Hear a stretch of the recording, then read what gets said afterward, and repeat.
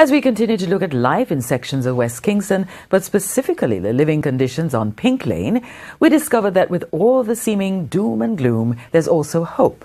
Renardo Edwards is among several Pink Lane residents who are trying to turn his life around after getting involved in a gang at a young age. He shared his story with TVJ's Kirk Wright.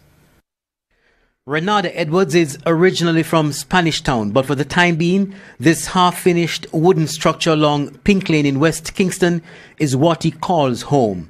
It's practically empty, but for now, his bed alone will suffice.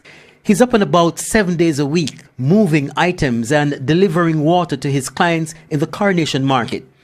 Renardo has very little time to rest and plenty of lost ground to make up. That's because, in his own words, like so many teens, he yielded to peer pressure, wasted time at St. Catherine High School, dropped out before graduating, and ended up in the wrong crowd. I had not been in school for a month straight, and my mother didn't know. I was hanging out with gangs at the time, and I have to say I actually liked the lifestyle I was living around these people.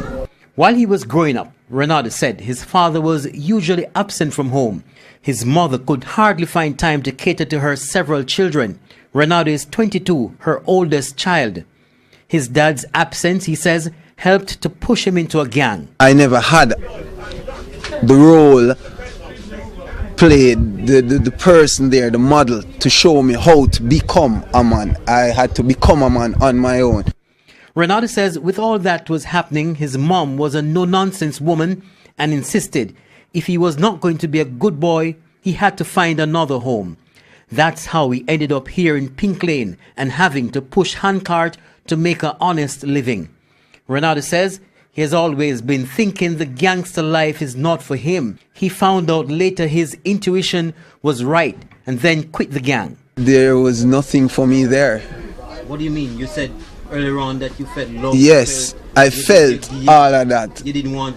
And I didn't thought, I would see all of that eventually turn around and turn against me. Now he's on the road to recovery.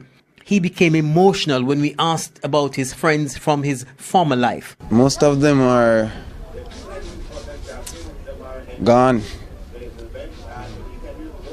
And for the rest that remain, I wouldn't really know where they are now. But if they are still here, I hope they too have deviated from that lifestyle and decided to change their life around.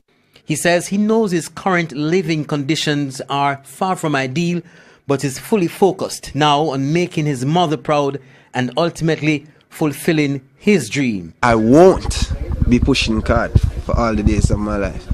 What do you want to become? I'm going to become either a pilot or a graphics technician. I like bringing things to life, create images. And I did it so well in high school. I'm still sometimes shocked to think that I'm not doing it right now. Kirk Wright, TVJ News. Meanwhile, the security forces say they'll be stepping up the effort to seize the guns they assert are in